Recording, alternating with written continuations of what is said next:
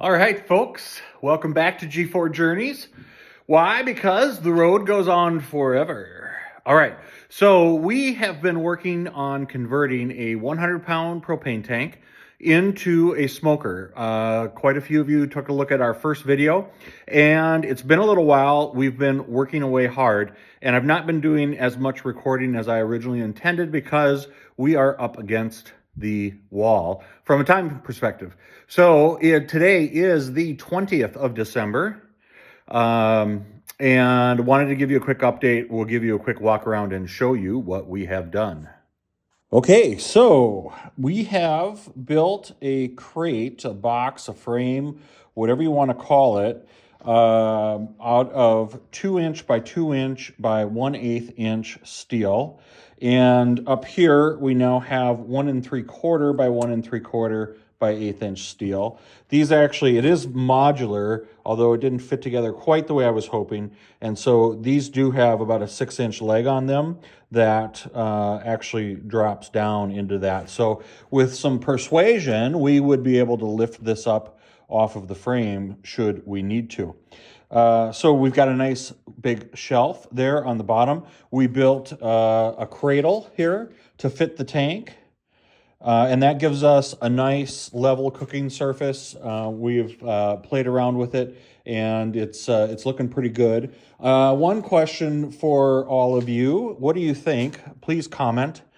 Should we take this ring here off of the tank or leave it on? My plan is that the smoker hopper will fit here. It's about a 4.5 by 5 inch rectangle that will cut out of the back, but this is bulbous. It is rounded. And so what do you think? Should we take this off or should we leave it on? Please give me your thoughts in the comment section. You all saw me fill this up with water. We expelled all the gas. One thing to know, and this was the tank that had that lip on it, which we actually cut off with the plasma cutter. And so one thing to remember is that mercaptan smell, that rotten egg sulfuric smell, will stay here. And so even though you smell that, once you've expelled all of the gas and all of those fumes out of the tank by filling it full of water so that the water is overflowing, that is, in my experience, and my experience only, then safe to work on. But you will still have that smell, and that's okay. We're going to do a fire in the tank here with some hardwood, get that good and hot to help burn out that smell, and then we'll do a scraping and clean out that tank. But we are basically ready now to cut the door in the tank. And this is going to be one door with a wide handle. I had my wife out here, and she's going to be able to stand basically right up to this and still be able to lift this up and over. And then here, I'll be adding more of that expanded steel right up to about the vertical post to create some shelf space at the cooking level. So it's sitting just a little bit high right now. We can always take these casters off. These are 5-inch, 330-pound casters that spin and will lock on each side. We can always take those off and put something shorter on, and we can take a couple inches off of this, perhaps even removing them altogether. So there you go, folks. That is the update for now. Once again, we'll have one large door on the cook chamber. Our pellet hopper is going to go on this end over here. And then for this end, we're going to cut this out. We'll build a collector, smoke collector. And then I've got some steel pipe over there next to Grace. Say hi, Grace. But we've got some steel pipe there that is ready to go on that for the stack. So we are making good progress. Things will start to pick up pace now that we've got this crate done. The tank is mounted. Be a little bit easier for us to work on it and keep things going. All right, more to come, folks. Stay tuned. If you haven't already done so, please like and subscribe. So we've used our trusty Bauer surface restorer or surface preparer with a 40 grit disc on it. And we've done some prep work on the tank. So we've cleaned up these lines here that were, here, I'm gonna zoom out just a little bit, make it easier to see. So we cleaned up these lines here where the door is gonna ultimately get marked out and up across the top. So we're down to bare metal, which will give us a good working surface, both for the plasma torch to be able to cut into, but also when we're welding. And you see we've got these little spots like this all over the tank, and should come as no surprise, these old tanks, they're either gonna be dented and slightly damaged in spots, or they were never completely cylindrical to begin with. And those kinds of imperfections are fine. In fact, we're not gonna clean this up to bare metal all the way around. That will be a tremendous amount of work. And I like the character of these scratches and lines in it. So we're gonna leave it like that, but that's where we are now. All right, next we are marking out the rough cuts for the door. We've got a white paint pen, fine tip. I just measured over to see if my banding would fit. It gives me a kind of a reference line to look at. This inner line will be where we'll be making our cut all the way down. We've got it marked on this side. We've been using a laser level. My line drifted just a little bit right here, but we know that. We're gonna use probably just a paper or some tape to help create the mark for the cutting. We're roughly near the top of the tank, just slightly towards us, which is what we want, so that when we open the door, it will tip back just a little bit more.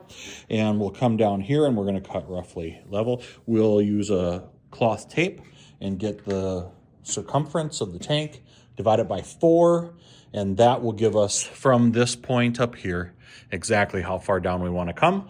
So we'll get roughly 1/4 of the circumference as the door there, and we'll go from there. So we are making good progress. I did end up taking a little bit more of this paint off with the surface restorer, just so that I don't have to futz around too much when we start getting ready to weld and cut.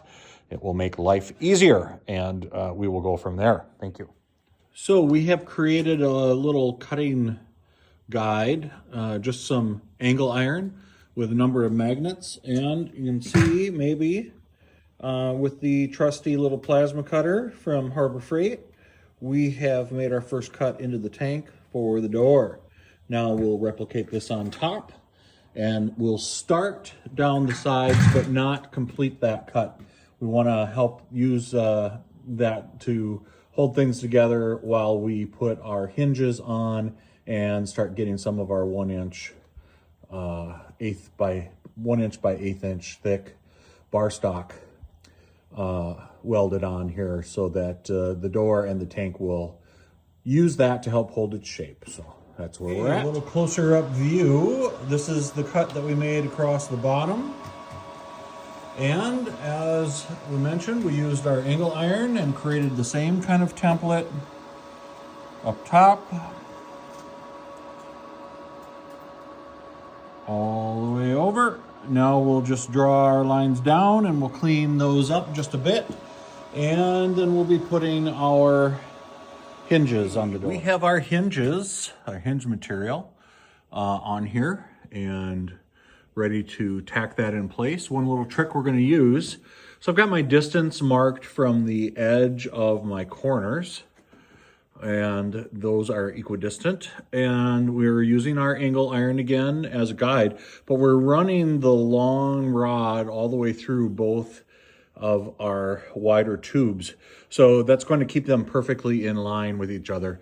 And we're using our paint markers from earlier as that guide, and so everything looks to be in line and ready to go. So we'll tack those in place now. Folks, we had to improvise a little bit on our hinge. Unfortunately, the steel I got, the tube was just too, it was just the wall was too thin, and we were burning right through it. But we had these old, large, heavy-duty nuts here. I put 3 of them on, and then we welded up our hinge. We bent that so we've got space here for our flat bar stock to go. That's going to help seal up where we cut and ground for our door. And you can see we did the same thing here. They look pretty good. And then I went ahead and I attached just this temporary handle. Yeah, it's not too hot. So we can open this up for the very first time. Ta-da! Here we go. You can see the water I had in here.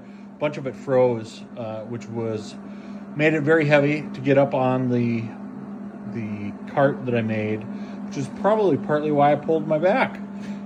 So we are going to call it a day. I kind of cleaned up the edges here so that we don't have any overly sharp edges in case anybody else wants to open it up. But there you go. That's our first look. You can see this is probably 3/16 inch, maybe 1/8, but I doubt it. I think it's closer to 3/16. But anyway, that is what the inside of a 100-pound propane tank looks like. And because I'm still talking to you, you know that the process that I used to expel any excess gas and fumes was effective. All right, have a great night.